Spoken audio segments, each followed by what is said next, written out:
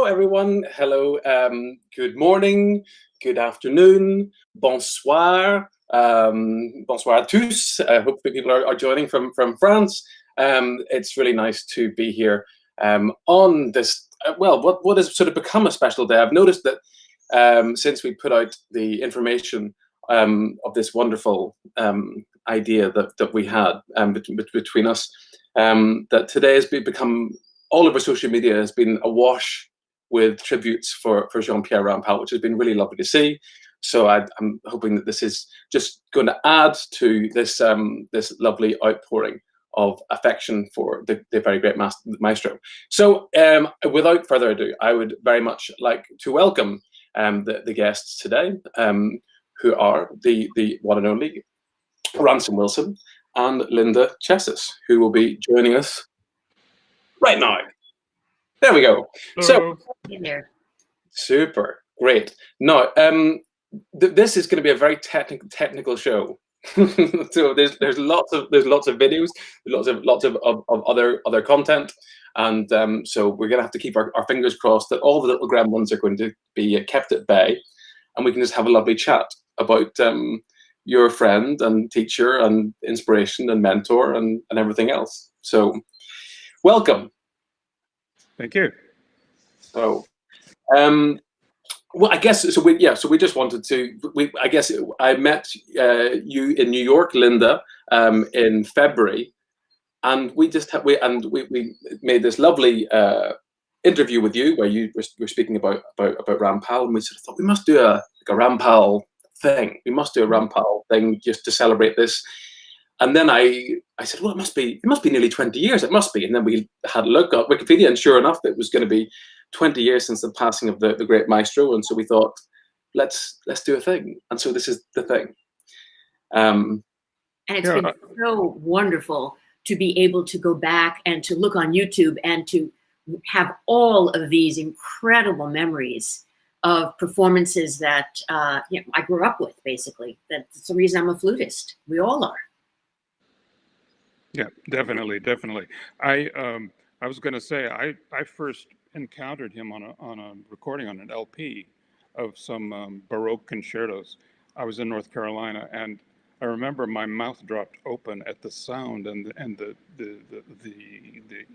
the spirit, the esprit de vie that came across through the speakers. It was unbelievable. So finally, when I got to see him in New York, I think the next year, he was doing this incredible thing. He did what there used to be a late night concert series at what's now called David Geffen Hall. It used to be called Philharmonic Hall, and they had a concert series that started at 11:30 at night, which seems impossible these days. But so he played all the Handel sonatas at 11:30 at night, and then one of the encores, maybe the first encore, was that Mozart sonata that we just listened to. Which just, I mean, everybody was beside themselves with excitement about how the flute could sound. I mean, nobody had ever sounded like this before. Parenthetically, the next day at 2 o'clock, he played all the Bach sonatas. And you have to also remember that this was the first time I heard him as well, was in Philharmonic Hall on a cold winter night in 1969. And he did this full recital, and then he came out and he played the Gluck. And in fact, it was my very first flute recital that I'd ever attended. And jaw dropped, tears. I just wept. I just had never heard anything so organic and just such direct communication from his lips to the heart of the thousands of listeners. Because you have to remember, these were cult events. They were sold out well in advance. And people were on the stage, packed in like sardines, fire hazards be forgotten about, and it was a huge event. Well, I must say, in putting together all, because we got so much, we got lots of music to hear from, we got guests to hear from, but just putting together all of these videos, I have to say, it's just been such a hell of a 2 days just listening to this wonderful music, and it's been lifting, as difficult as it's been technically, it's just been lifting my spirits just listening to this wonderful music. So Rampal was the teacher of both of you. We're gonna talk a little bit about him as a teacher, and we're going to show a little clip of him in a masterclass situation. How was he as a teacher for you, Ransom? He taught it completely by example and by inspiration. He didn't want to talk about anything technical. I was at that time exploring. How old must I have been? Like 18 or something. I went. It was in the Nice Summer Academy, which was an amazing place. Everybody who was anybody was there, no matter what country they were from. They were there. I had the great good fortune of being there 2 years in a row, and then Linda came the following summer at my urging, and it was this just again, it was like a cult event that there were people just hanging on. There were 100 people in the class, and every day he let a lot of people play. We just kind of played in rotation. But at the time I was trying to figure out exactly what to do with my breathing, and he had the most amazing silent, fast breathing of anybody I think ever. And I asked him, do you do this? Do that? He just said, breathe. That was the way. That's the way he would. Or the other thing he'd say is, open your mouth. Open your mouth. Right. That was a breathing lesson. And to demonstrate these classes in Nice that were very, very hot days in the south of France, he would take a bottle and he would just go like this and pour it down, completely open throat, He didn't ever seem to have to swallow his water like other mortals. And also, Ransom said he taught by inspiration. It was also in a way kind of like behavior modification, because if you were lackluster, sloppy, not particularly engaging, he would not give you the time of day. It wouldn't be humiliating or rude. It would just be deeply disappointing. He would just chat with other people in the room. But if you were on, he was on 100 times more than you were. And he would come right up to your face to play. And the playing that he did in class at the Conservatoire was the most magnificent I've ever heard anyone play the flute, ever. Well, I think we're going to have an example of this right now. So we're going to see some of this playing right in the face and some of this magnificent breathing. So we're going to have a little snippet of Rampal in action teaching.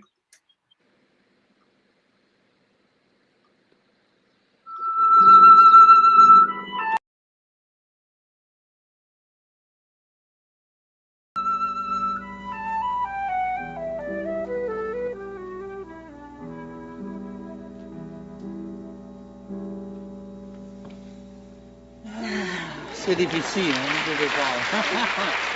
Okay. Yeah, you are nervous. But even if you are nervous, you play beautifully. Beautiful sound. Fischer Discar, you did. It's very nice. It's a good inspiration. Yes. Anyway, well, there is many things I don't like. Good. Of course. The sound is beautiful, but you take too much freedom with the breathing, Yeah. And with the rhythm, what they mean? Don't move. That's for me. That's for you, huh? Huh? Your teacher, but don't move. No. It's you. Yeah. Okay. Don't move like that, or don't move. Everywhere. Don't rush. Everywhere. Well, because you are rushing here, For the da da da da da da da, which is not a nonsense, Da da da da da da da da dee, and da dee da dee da dee da da da dee da. I mean da da dee da. It's the contrary. He also da dee da dee da dee da dee da dee da da da dee da da da da da dee da da da da. Take time to play, not so fast, huh? I try.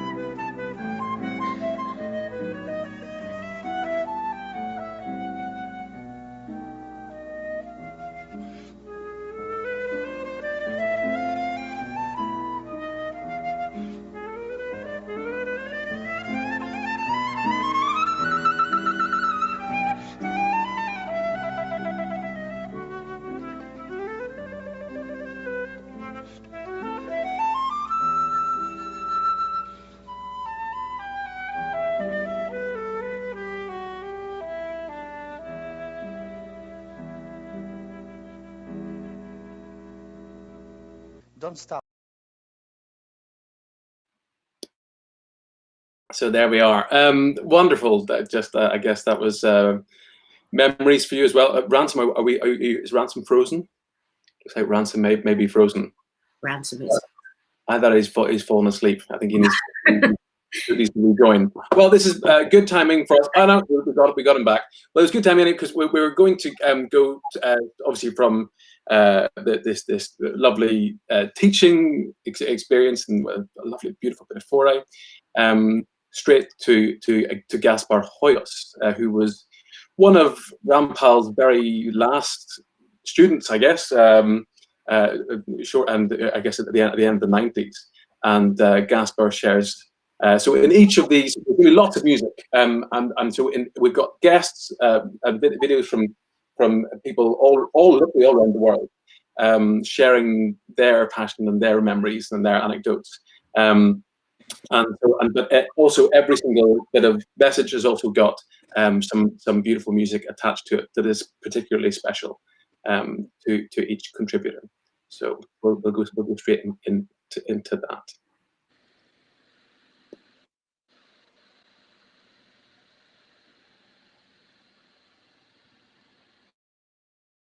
Hi. When I started the flute back in the 80s in Colombia, it was very difficult to get records, sheet music. We didn't have internet at all, of course. And the only flute, when I began studying the flute, the only flute that sometimes came through the radio waves was JEAN-PIERRE Rampal. I was in awe of this man. And for me, it was like he did not exist. This man playing so beautifully and with this golden flute, when I was playing a cheap bandy flute or something. So imagine that.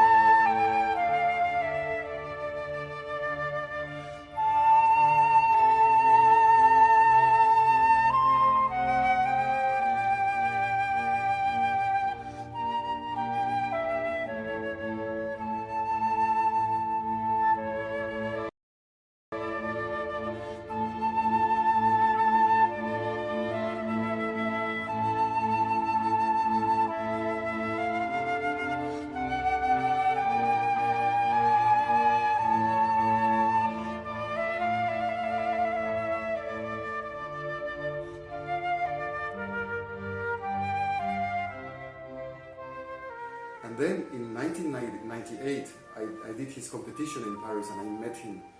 So the only thing I want to tell you is that I remember in that competition when I began to play the Carl Philipp Emanuel Bach Sonata in A minor alone for the first round, and I saw JEAN-PIERRE Rampal move to the music I was playing, and it was like, no way, this is not happening.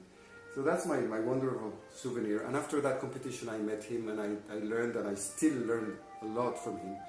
He was a poet of the flute. The flute does not matter, it's the music that matters. And he is still influencing us through his great heart.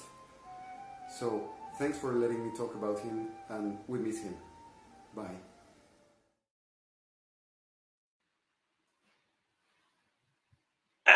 There we go. So that was Gaspar Hoyos, who's the principal flutist in the Nancy, the opera of Lorraine.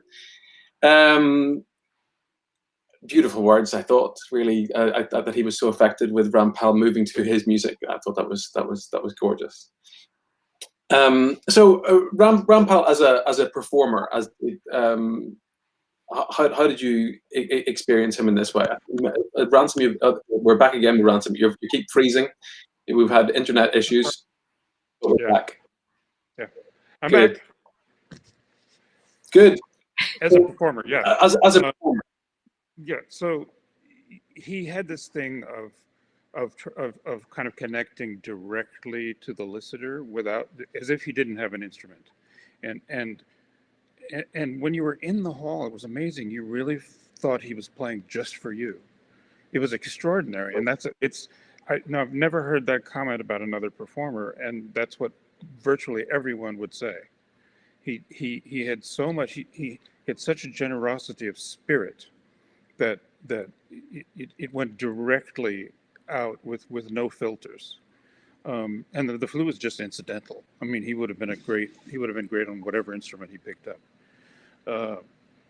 And you know, and people were enraptured by this man's playing. I mean, I was one of them. I didn't know what to do. I just knew that I had to get close to him. I had to find out what this was all about. I'd never heard a flute played this way before or since, frankly.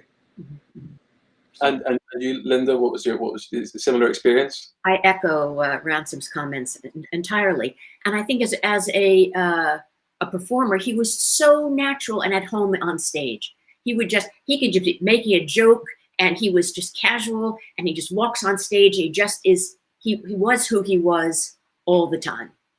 He just was completely natural. There were no mannerisms about his playing or anything about him. It was all just his heart to yours, you know? It was so direct. So it didn't have like an offstage persona and onstage. It was he felt the same in both circumstances, or did he have could you tell when he was sort of building up for a show or anything like that, or was it just sort of he was just like this all the time? No, I saw him in a Chinese restaurant 15 minutes before a concert. He absolutely. There was no transition. There was no need for a transition. It was just him all the time. Wonderful. Well, we have we've all been talking to Denis Verhust, who's the president of the Rampal Association, and he's been extremely helpful with some of the recordings that we found and lots of the photographs as well. And so we've got a little clip from him talking about actually him at Rampal as a performer and a lot of the things that the critics had to say, which is a wonderful list, which we can watch now and then I guess talk about in a minute. So this is from Denis Verhust.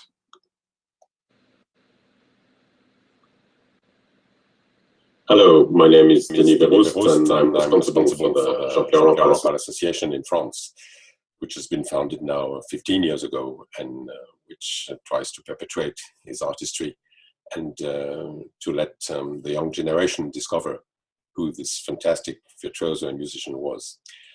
It's always very difficult to speak about Jean-Pierre Rampal within a few words or a few minutes, because his art was so rich, whether you speak about flute playing, his expression, his humanity.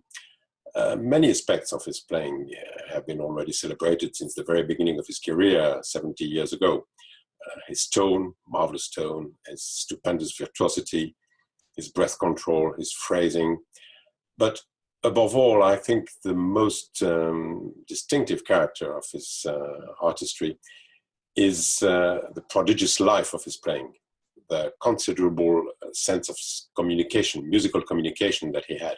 And this, to me, has three main explanations. The first one is his presence. He had a fantastic stage presence whenever he came on stage. The stage and the public were really his, and they were really spellbinding concerts.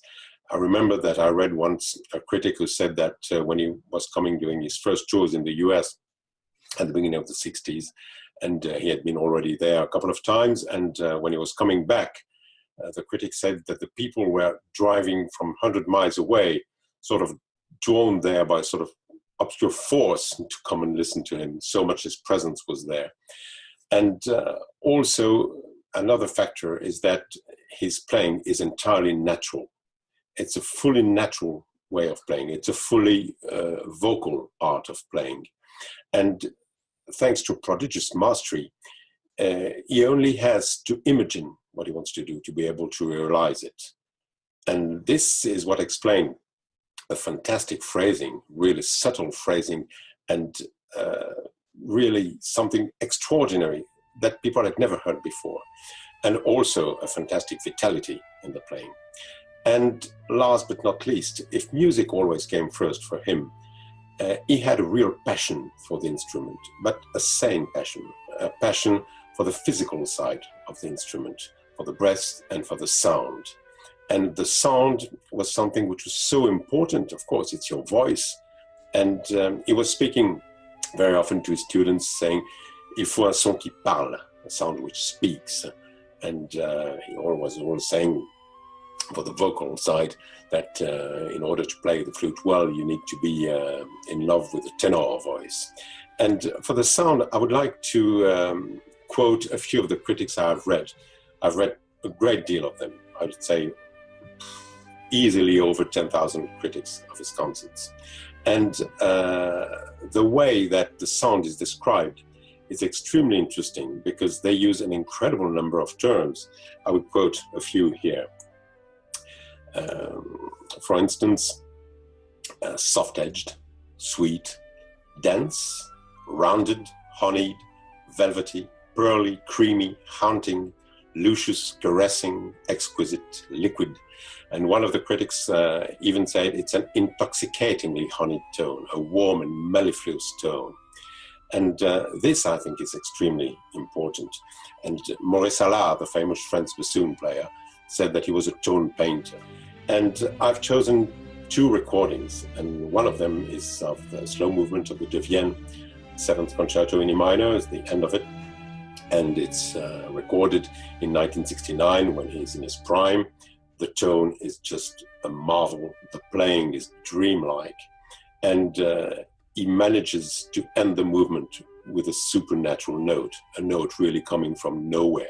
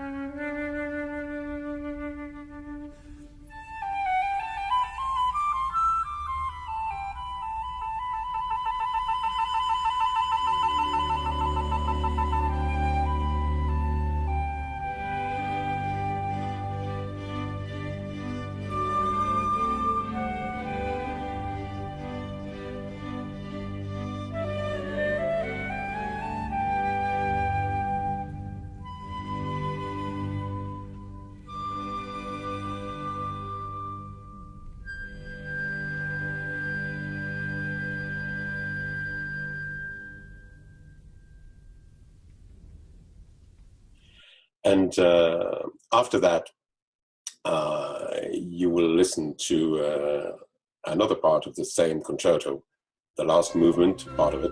And that was recorded live in 1974, also in his prime years, and with the Minneapolis Orchestra under the baton of Dennis Russell Davis in 1974.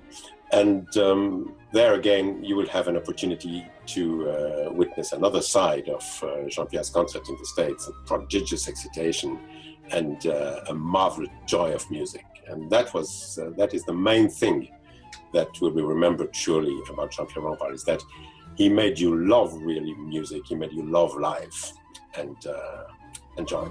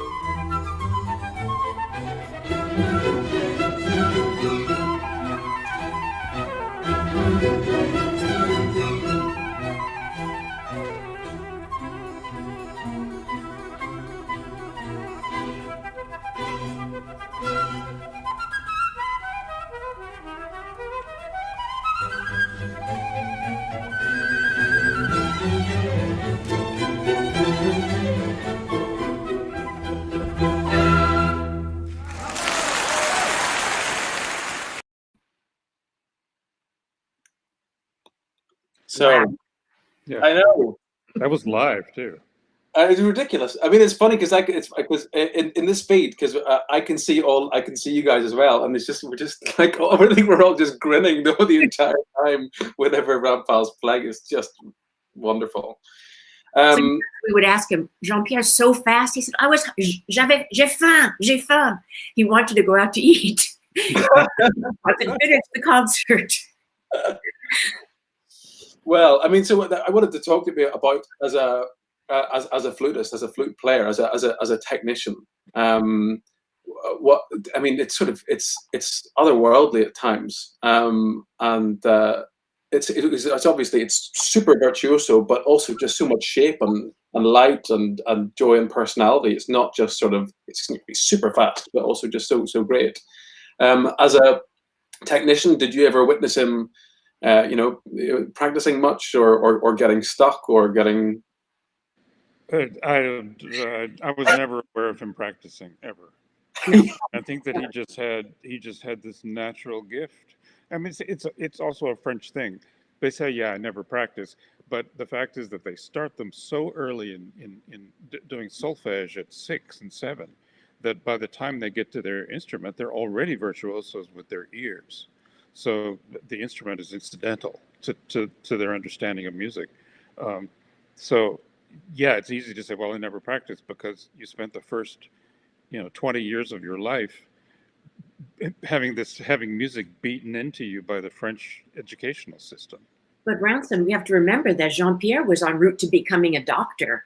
He wasn't really doing that whole music tradition. So for him, it was, he wasn't beaten down by all the solfège, and it was always fresh, no matter what. It always seemed, like he was playing it for the first time. Yeah, well, I think he had no fear. That's the thing, and we all experience fear at some time or other. He had none. I remember this may seem off topic at first.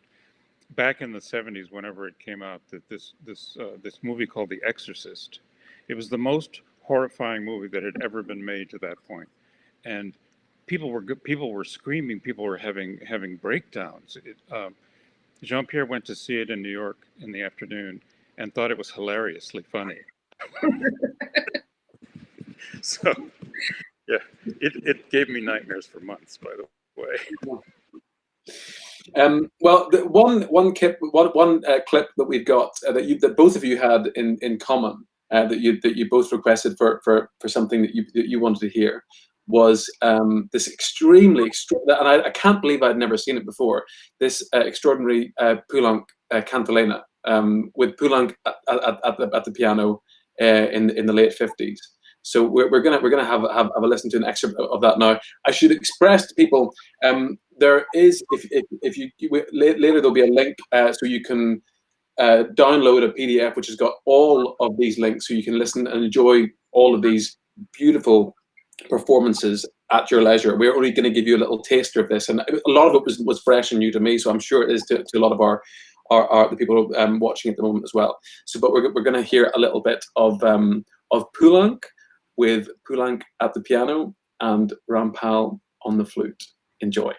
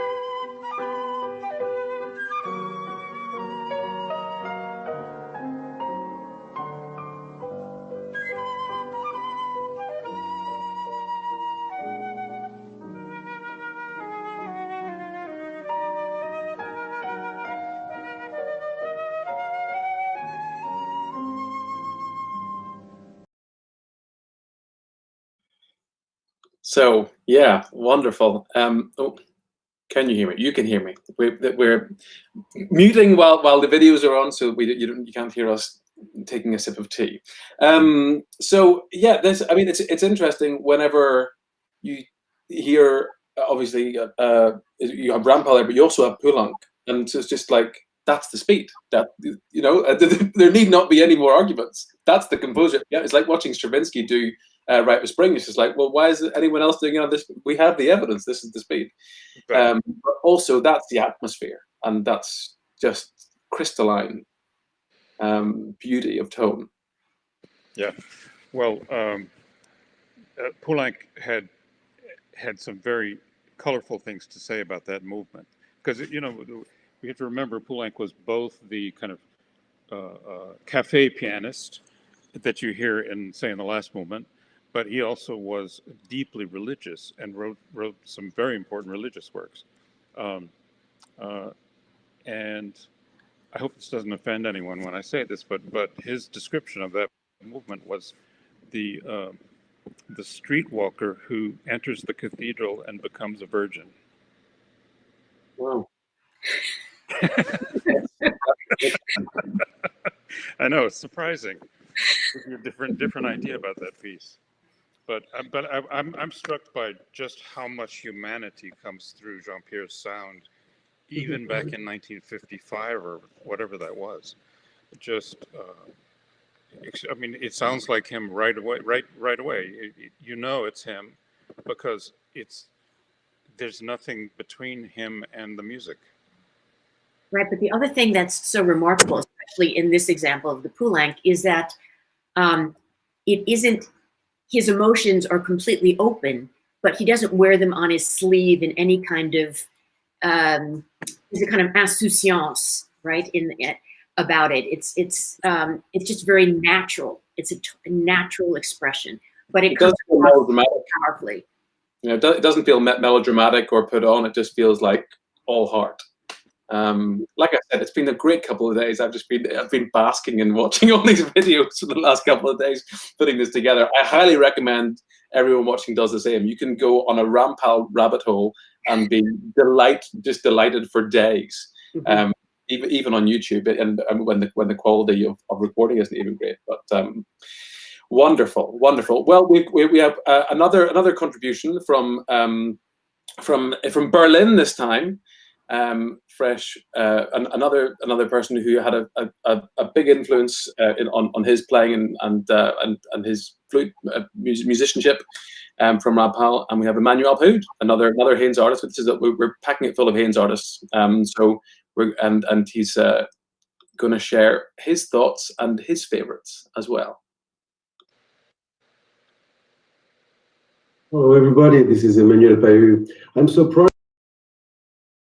This is Emmanuel Pahu. I'm so proud to be part of the Haynes family and to celebrate today the memory of our amazing and greatest Jean-Pierre Rampal. He's been such an inspiration for generations of us, flute players, and for other musicians. I recall when I was a kid, I was dreaming of listening to his concert live. Through his recording, he belonged to those flautists that, make you dream and could make bridges across the instruments, not just for the sake of the flute playing, but just generally for the music making. He was such a tremendous performer and teacher, and as an example, he was really getting the best out of everybody. I was lucky enough to study in Paris, in the Conservatoire, with Alain Marion, one of his closest friends and students, and then later on to perform a couple of concerts with them. And actually the first time I had met Jean-Pierre Rampal and really had a lesson with him was back when I was 18 years old, together with this piece here. So that's the signature of Jean-Pierre Rampal and the nice few words that he wrote. And I remember during this masterclass, it was close to Paris, during a flute convention. He also played for another fellow student, the Reinecke concerto, the slow movement. It was so beautiful. He couldn't stop, and we were all crying by the beauty of the melodies that he was playing. So it was just really, truly amazing. And let me just point out that this stage, that there is this picture where Rampal is teaching a little boy, and there's a rumor on the social media that this boy might be me. Well, it is not, because I met Jean-Pierre much later on. So if there's somebody out there, and I know there must be, probably a Haynes flute player, show up, speak up, and let us know who you are on this picture. That would be just so great to know who truly that kid is. All right, so friends, spend a wonderful time together with our host, Ransom Wilson and Lida Jesus. We're going to have a great time celebrating and remembering Jean-Pierre Rampal. One of my favorite recordings of his, after listening to so many great things of his, like Schubert Variations, Reinecke Concerto, I think something really special was Cacciatorian Concerto, particularly his live Prague version when he performed it for the first time. I think that was just, he was on fire and rocked it really beautifully. Enjoy.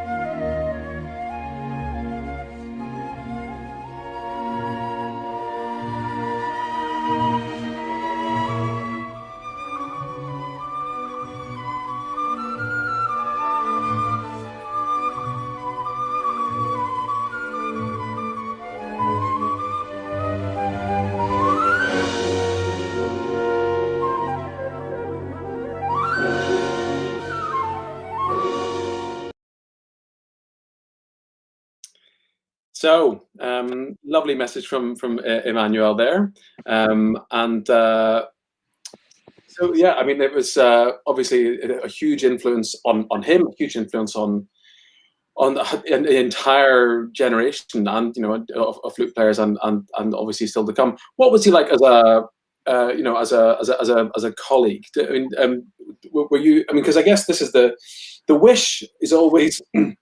Is, and I think that sometimes the privilege is whenever the student can then become the colleague and work alongside or work with, whether that's teaching or performing. Well, his generosity extended to, first of all, the entire flute world.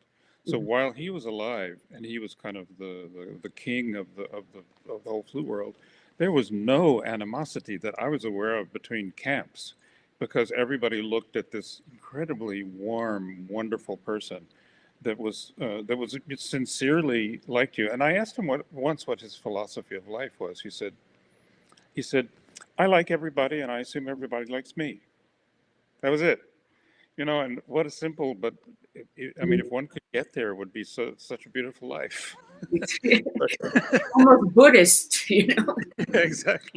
Exactly. But I mean, once he had kind of accepted you into the fold, and you were going to do a concert with him, you were treated completely as an equal. And I remember in the recording that I made with him in Italy, he would ask me questions. He would ask me what I thought about things, and it was extraordinary because it was this just incredible generosity of spirit. He didn't have any barriers between people. He was just pure generosity.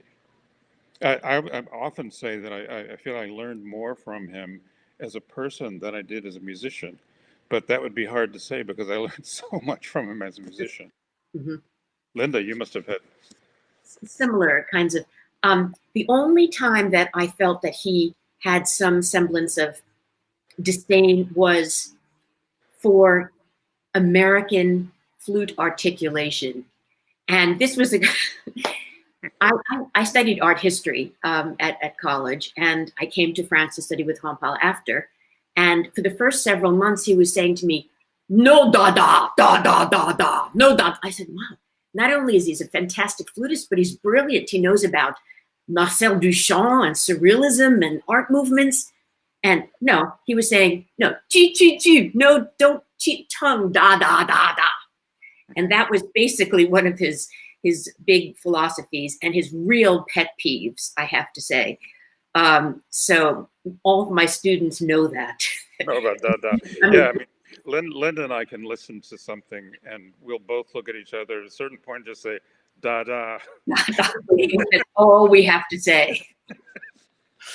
Well, we've got one of it, because Ransom, you were talking about this, the collaboration that you had in Italy with Claudio Shimoni and Solisti Veniti. We're going to hear a little excerpt of this wonderful thing, and I can assure you, one thing I can assure you is there is no da-da in this because it's too fast to ever go da-da.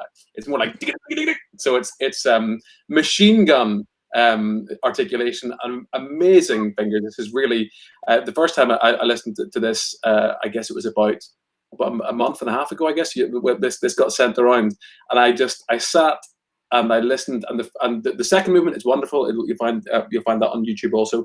And this third movement, I just found myself grinning the entire time. So I hope you all do likewise.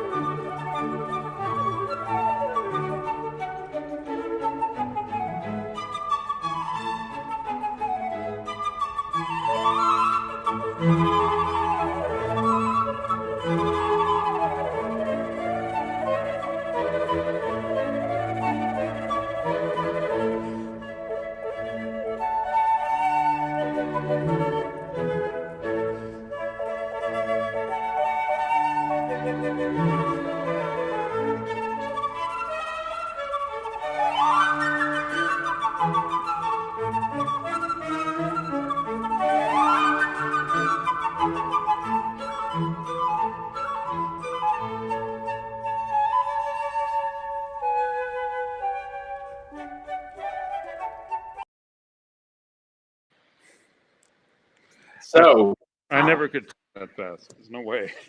that was amazing. Well, for those after that, if you can go to the Haynes YouTube channel. I've just I uploaded that just before we came on air. You can listen to the entire thing, and it's not such a. I mean, I hadn't heard it before, and the first time I heard it, it was just blew me away. So that's fresh on the internet for you to have a look at that entire movement. Next, so we wanted to talk about the next on the menu was Rampal and Haynes.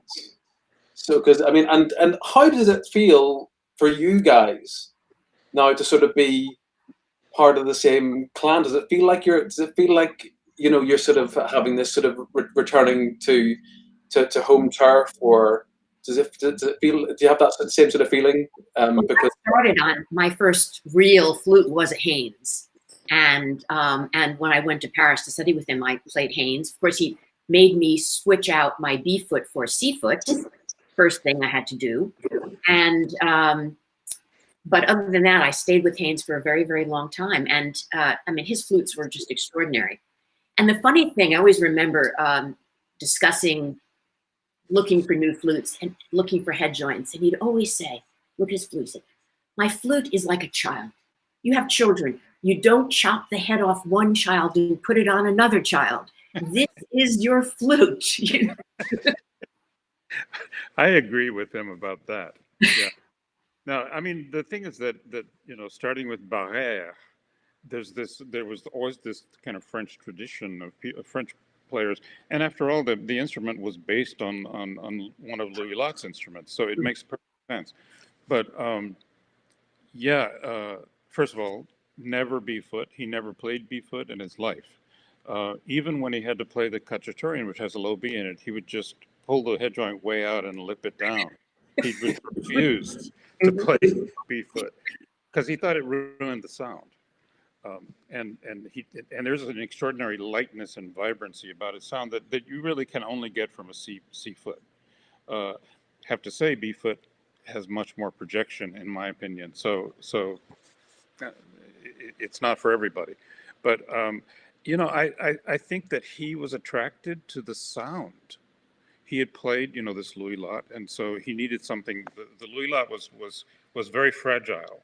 It was very thin gold. It could be easily bent, and the mechanism on those flutes has to always be rebuilt. So when he got a real flute, a modern flute that had virtually the same sound as his Louis Lot, he was overjoyed. I mean, he talked about it constantly, about how amazing it was. And we all, my first real flute was a Haynes as well, but we all went and tried other things. But now we're back because there's something intoxicating about the sound that no one else has. And so I'm back and happy to be back. As am I. So. Cool. Well, we've got a lovely. I've got a little excerpt of. I don't even know what this was for. It seems like it's on YouTube in full, and it's a really interesting historic video about the Haynes Company. But this is a little bit where it shows Jean-Pierre in town. So it's a short video.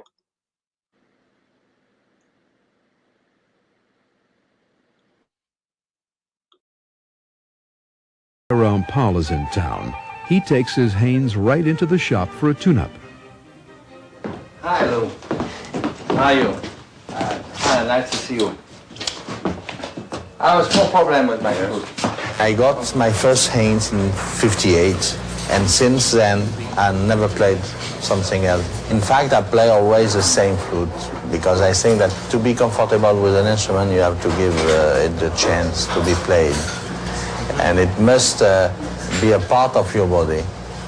And this first flute is really a part of my body.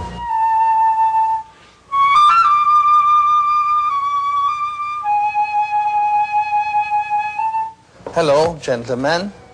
How are you? It's impossible to find a place like here, where you can pick up any kind of instrument which is ready and you play it, you can give a recital.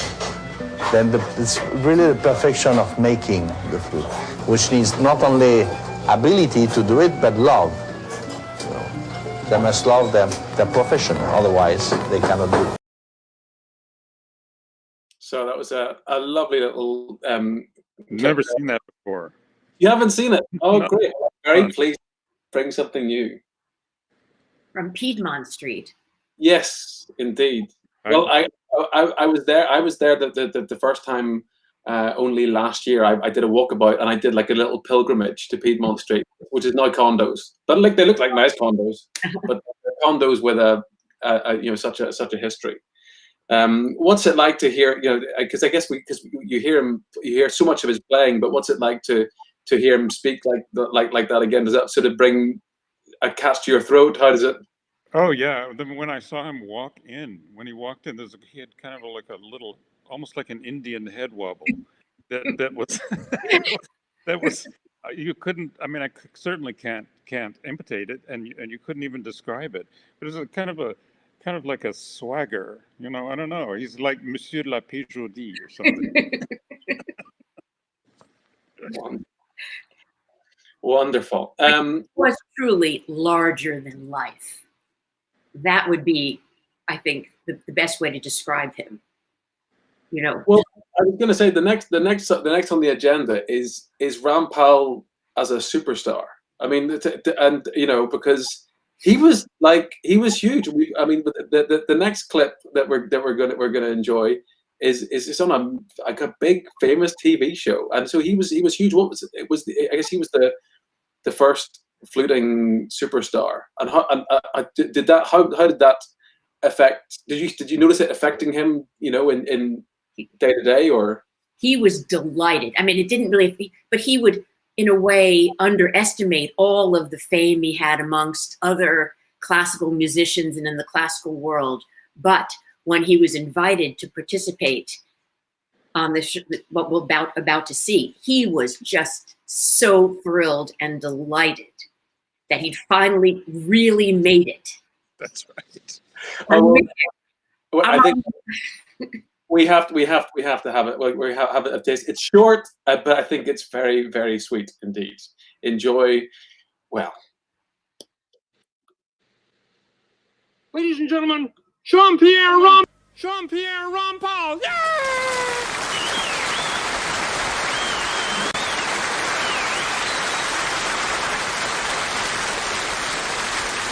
Do it.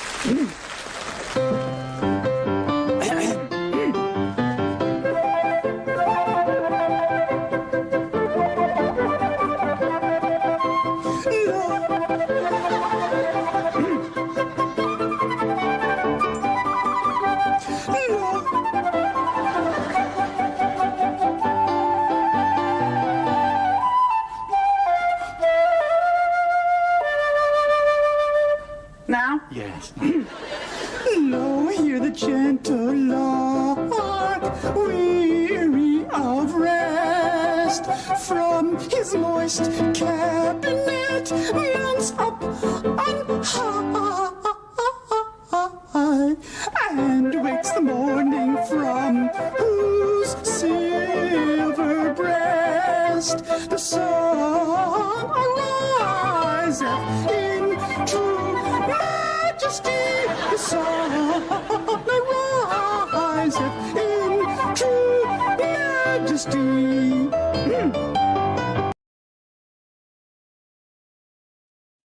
so we lost. Oh no, he's there. We temporarily lost you around. We got you back. We got you back. I wasn't able to watch any of that because my internet did something weird. So I'm out in the woods. So we're lucky you're seeing me at all. You're on the floor laughing because I was basically. He loved that. He just thought that was great.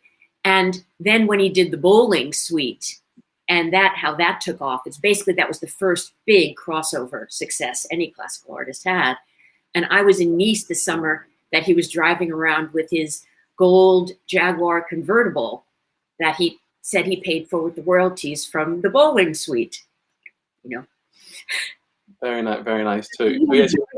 But also, Ransom and I were talking about this, that so many celebrities would come to his events, and there were always these incredible parties afterwards at Elaine's on the East Side.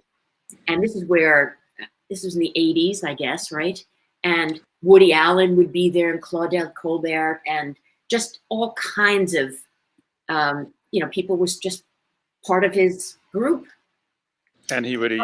Somebody wrote in the comments that Rampal was mentioned in a Woody Allen movie. Yes. Yeah.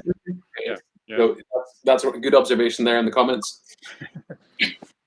And so you're going to. He would eat 5 or 6 platters of whatever everybody had ordered, and he would eat off everybody else's plate, and it was, bon vivant was written. I mean, that if you look up bon vivant in the dictionary, there's a picture of Jean-Pierre.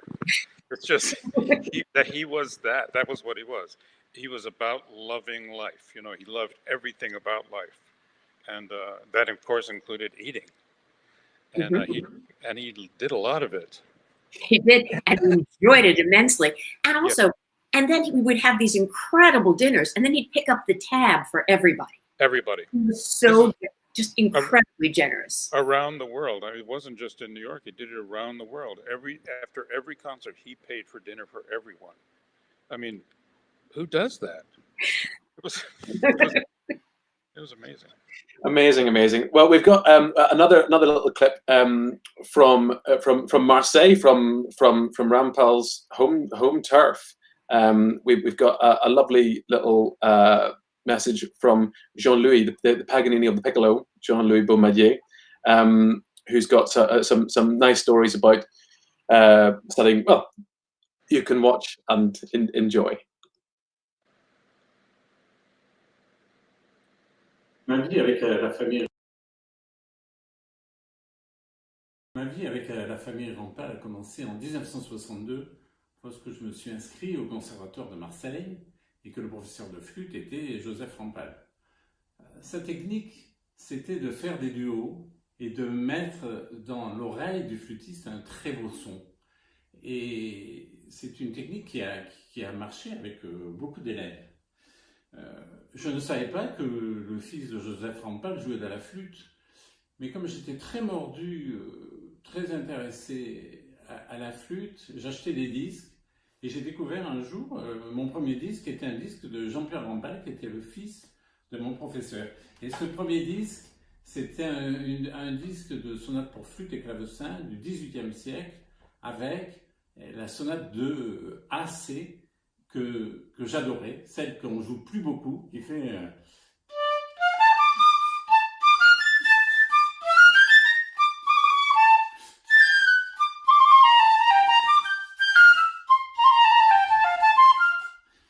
Ça a été ma révélation, et de ce jour, j'ai absolument travaillé ma flûte avec fureur. Ensuite, j'ai connu Jean-Pierre Rampal à l'Académie de Nice. C'était un rassemblement extraordinaire de flûtistes. Il y avait une centaine de flûtistes de tous les pays, beaucoup d'Américains, beaucoup de pointures comme András Chadorian ou Bob Stallman. Et franchement, je me sentais pas très fort. Donc je suis revenu l'année suivante. L'année suivante, Jean-Pierre Rampal m'a beaucoup encouragé, notamment à faire le concours de Genève. Ensuite, je suis rentré dans la classe de Jean-Pierre au Conservatoire supérieur de Paris. C'était cette période quand on travaillait, je me souviens avoir travaillé les cadences du concerto de Mozart par Taffanel, et Jean-Pierre m'a dit, moi je vais t'apprendre à le jouer comme le jouait mon père. Et la semaine d'après, je suis revenu au conservatoire, je lui ai joué, il m'a dit, ah toi, tu l'as travaillé avec mon père. Mais j'ai dit, mais non, je l'ai travaillé la semaine dernière. Voilà, c'était extraordinaire quand on faisait des duos de flûte. Parfois, Jean-Pierre aimait beaucoup jouer en duo, et parfois, un jour, il m'a dit, reste, on va faire des duos. Et à ce moment-là, on avait le son qui se décuplait, je sentais le diaphragme qui se collait à l'omoplate. C'était extraordinaire, ça. C'est quelque chose que les gens ne peuvent peut-être pas apprécier par les disques ou par les vidéos, cette présence physique, cette présence sonore. C'est quelque chose qu'on n'a pas exactement dans les disques et qu'on ressentait quand on faisait de l'ensemble avec lui.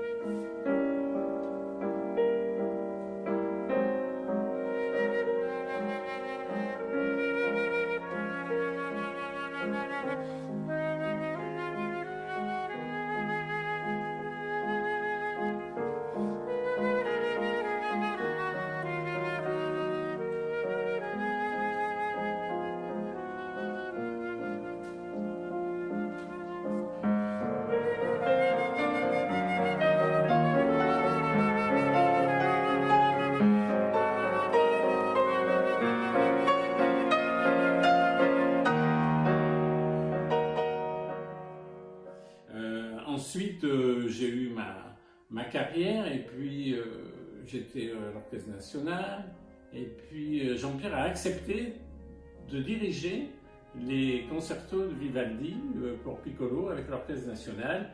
Ça a été extraordinaire. Là aussi, sa présence, ça m'a totalement galvanisé. Et à la fin, alors qu'on devait reprendre, les musiciens voulaient qu'on reprenne un passage ou deux, il a dit « mais c'est très bien comme ça », il a plié la partition, et on est allé au café en face pour boire un pastis, la boisson marseillaise.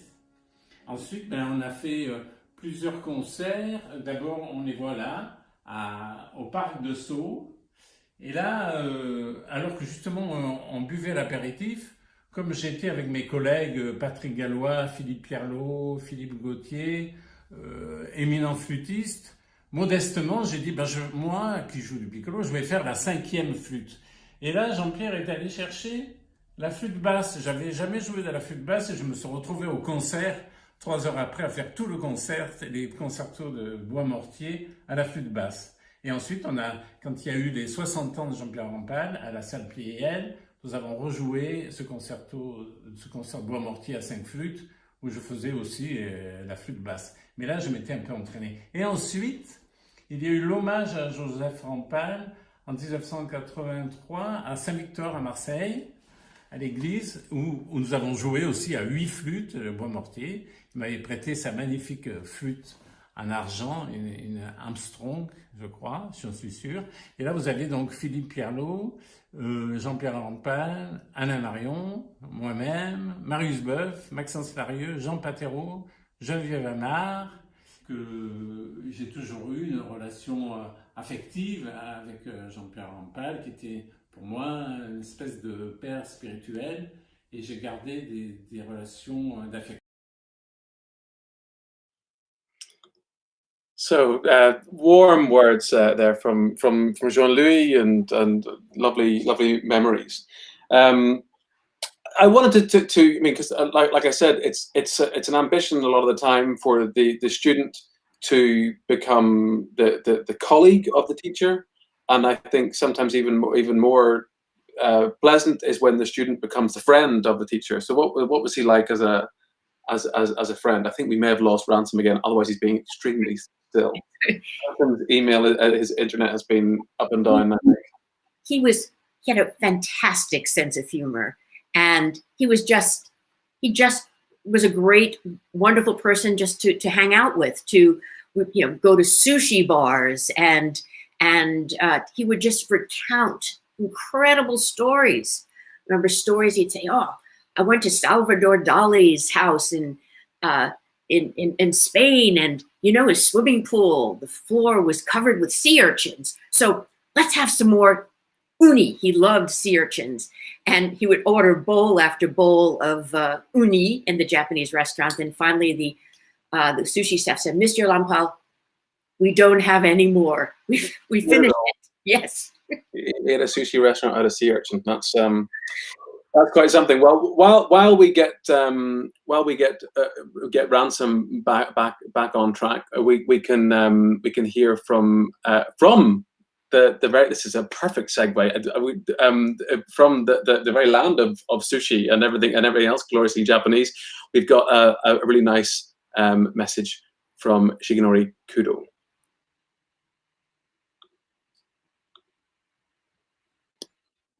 Hello everybody. I'm Shigenori Kudo. Today, May 20, that's the day of 20th of Jean-Pierre Rampal. 20 years. Time passed quickly. I have a lot of memories about him. Fortunately, I had the opportunity to play with him in France, in Spain, in Italy, in the United States, in Japan. I will tell you some memories, maybe. I cannot say everything, but Jean-Pierre, he sleep each time a concert. Before the concert, he sleep. Yeah, I remember in the south of Spain, we were in Cadaqués Festival. After the big, long lunch, we start 1 o'clock p.m. We finish 5 p.m. and concert start at 10. So he said me, Shigenori, wake me up just 1 hour before the concert. Okay, monsieur, okay. Of course, I cannot sleep. I didn't feel relieved, so I practiced. And about 9 o'clock, I was very tired. I practiced because with him always we just practice one time. So I wake him up, and I slept well. He waked up with 2 big eyes and in great shape, unbelievable. So we play, you understand what happened after. How was the concert? Wonderful. I remember. And in the class, he said always, forget to play the flute. And he said also, technique should be perfect to forget it. Yeah, I think he had a natural thing, and he enjoyed very much the life, and he was always positive. Now I show you my flute. I have 2 gold HAYNES flute. This is a new one, 53,000 something. I just the sound.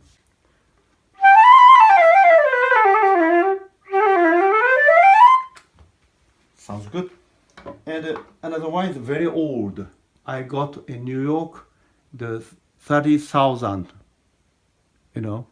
This flute is very old. Yeah. The JEAN-PIERRE HAYNES was 929,333. So it's just one year different. I like very much this flute.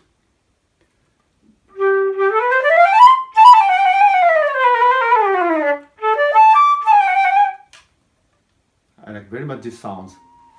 So I think we are in difficult moment in the world, but sometimes musician needs the time, to think, to practice, and to try everything. So I'm sure the world will come back. So be careful and be musical. À bientôt.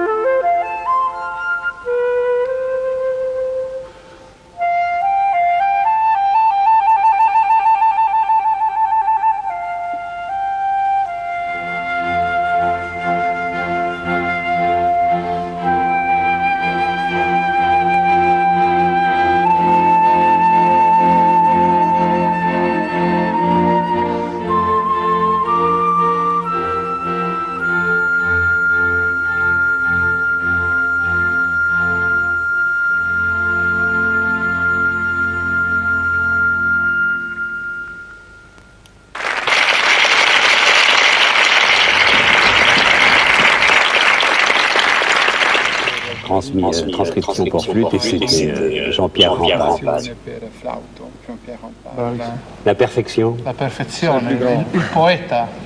C'est la perfection, c'est le poète. Fantastique.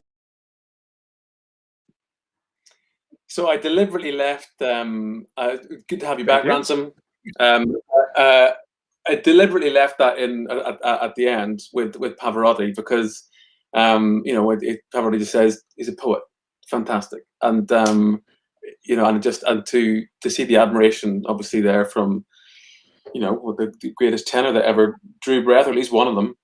But before you were cruelly cut off by whatever your internet service provider is, Ransom.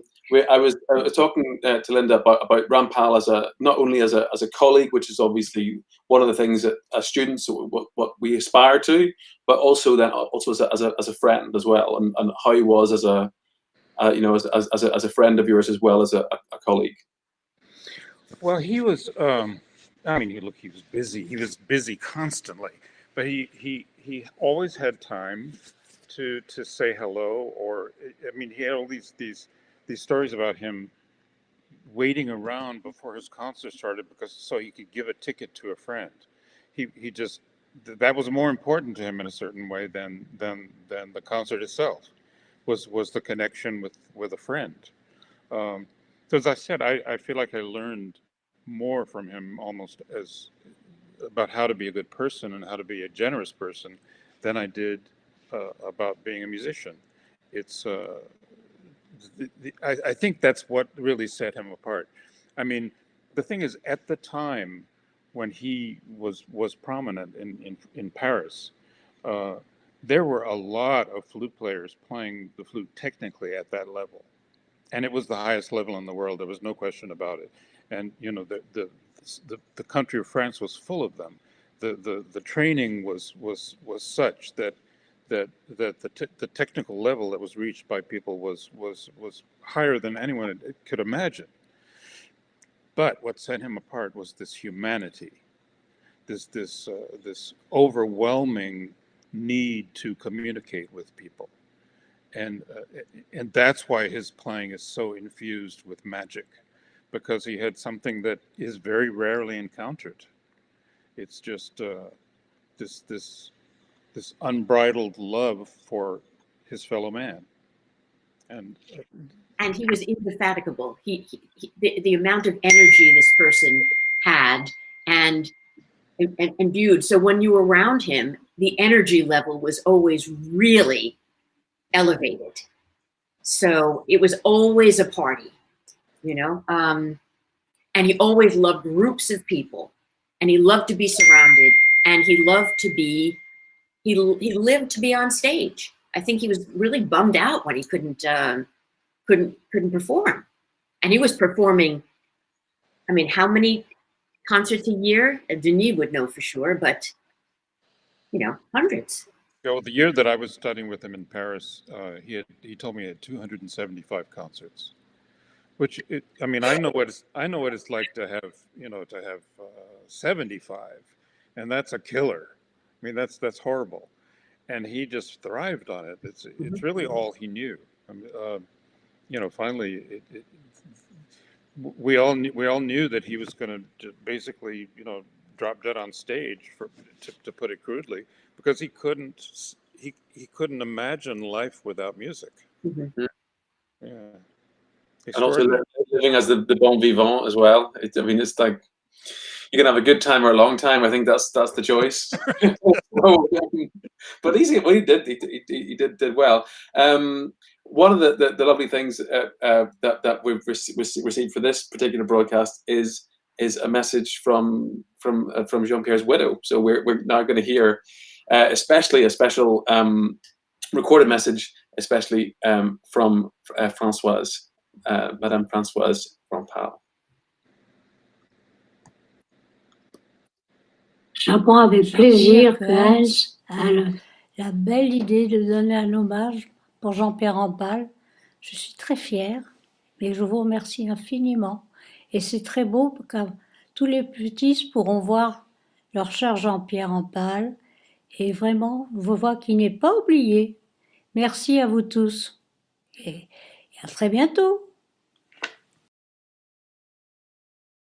So a little greeting there from obviously his partner for many years. It seems to be beautifully rounding off. We've now talked for an hour and 20 minutes, and I can still see that there's still over 230 people that are still with us from the beginning. Which is, I thought that they would sort of come and then go, but they've come and then they've stayed, which is really lovely. And I'm not surprised, because the music is what keeps us all here, and it's what keeps us all going at the moment. Any final thoughts from you, Ransom? Well, I remember telling him once. I remember he had a particular brand of whiskey that he liked. So I remember bringing him a bottle at his hotel in New York with a note that said, "You'll be remembered forever." And he was very embarrassed by that. He said, "Don't say things like that. Like I it's not true, and it's too selfish or something." But in fact, it's happening. He is still being remembered because there's no one like him. And thank God there were recordings. I mean, who knows? Maybe Tuffanel played this way too, but there's not even one recording of him. But we have video, we have his collaborations with great artists, and so his legacy, and you have his students, and we're trying to carry on the tradition. I feel like I'm the holder of the flame in a certain way, because it's a kind of playing that's kind of going out of fashion. Mm-hmm. But my God, when you hear it, there's nothing like it. I mean, I still get goosebumps listening to some of those recordings. It's extraordinary. And Shigenori and I were at the conservatoire together, so it was just great to see him. So Shigenori, when you're watching this, you're probably sleeping because you're in Tokyo and it's 3-4 o'clock in the morning. But it was just great to see him and to hear his thinking about this. But what's wonderful, I think, about the recordings, unlike today when everything is edited within an inch of its life, I sat in on many recording sessions with him, and I remember one time the engineer said, "Jean-Pierre, don't you want to do that one phrase one more time?" And he said, "I just played 20,000 notes right. You want me to fix 3 wrong notes?" And that about sums it up. Well, we're going to have to say cheerio. We have to round it up, but we're going to close this particular celebration, and it really is a celebration, and it's been so wonderful. Like I say, even just to research it's been wonderful. So I want to obviously thank everyone who has contributed to this today. There's been time and effort put into putting the videos together and everything else. I want to thank the artists. I want to thank you, Linda, and you, Ransom. You're great friends and colleagues, and I just want to thank you for that. And just before we go, what we're going to be played out with is this is one of your choices, Linda. This is the Ballad of Hell CP Bach, and you have the story behind this one. This is Boulez. So Boulez. So Jean-Pierre was doing the recording of this concerto in D minor with Boulez, who, as we know, loved his rhythm, very strict. And he said that Rampal recounts the story. He wanted to take it so fast that I couldn't possibly rush. So he started at about, 160 to the quarter. And at the end of this recording, it's close to 176. So much for that. Well, we're good. So we're going to hear that. We're going to say thank you very much to both of you, and it's been lovely. It's been an education. Hopefully, it's been certainly for me. Certainly, I'm sure for all those people that are watching. So yeah, thanks for being involved. And so we're going to say cheerio and thank you very much. And we're going to have a CP Bach out of hell. Thank you, Gareth. Thanks so much. Okay.